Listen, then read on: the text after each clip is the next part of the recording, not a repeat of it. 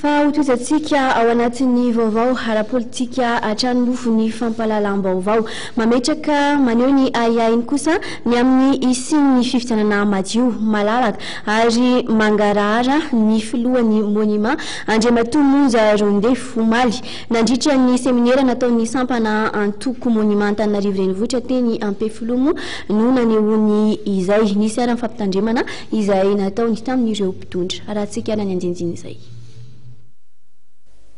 Nampitandrina ireo mpitondra indrindra ny filohan'ny tetezamita sy ny praiminisitra ny antoko monima mahakasika ny fanomanana amin'ny fifidianana. Fampitandremana anisan'ireo fanapa-kevitra mivoaka nandritra ny seminira nataon'ny sampana antoko monima Antananarivo renivohitra teny Ampefiloha Omaly.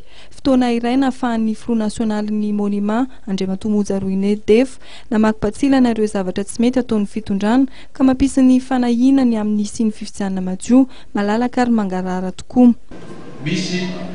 Le hevitra zay lazaitsika teo hoe tetezamita tahiny amin'ny Kajoela sy Jean Omer Verizika dia hitatsika ihany koa fa misy ny partenaires sociaux sy ny mpanao politika zay miezaka koa te hametraka rafitra na tetezamita vaovao dia manomboka tsy matoky ny olona hoe ao anatin'izany rafitra izany ve le équation de partage d'intérêt no mibaikoa sa dia tena fanovana sy fiovana tena izy.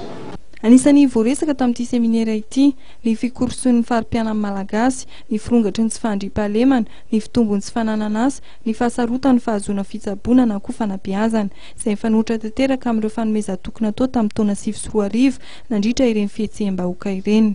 Nanomboka tamin'ny 2004 rehefa nanao fanadiadiana ny ampitanisa aka-toekarena ny baray manampaizana manokana mikasika ny toekarena dia tafalatsaka hatrany amin'ny mihiba 400 ny fitombony arikarentsika tamin'ny 2004 raha ohatra ka 500 tanoany zany tamin'ny taona 2004. Ilay 500 zany dia taux de croissance itovitovizany tany afrikanina rehetra. Nanamafy ny filazana amin'ny filatsako fidiana Andriamatoa Monja Rondefo ihany koa ireo mpandray anjara tamin'ity seminera ity. Marihana fa niaraka teo amin'ireo mpanao rugby 300 Andriamatoa Monja Rondefo nakao Ampefiloha nampanantena ny tenany fanangana akademia ho an'ny rugby.